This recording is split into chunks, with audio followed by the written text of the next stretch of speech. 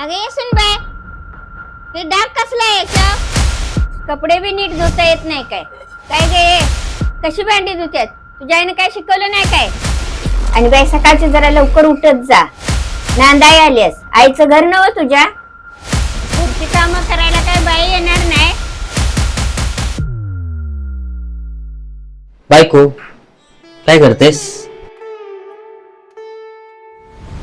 दुर्वा तुला एक विचारू का ग? काय हो, काय बोलायचंय का तुम्हाला? काय तुला एवढं काय काय बोलते ना? कधी तू आईवरती चिडचिड करतेस नाही, मला कधी आईची तक्रार केलीस. नक्की तू सून आहेस हे विसरली तर नाहीस ना? हो, काही काय.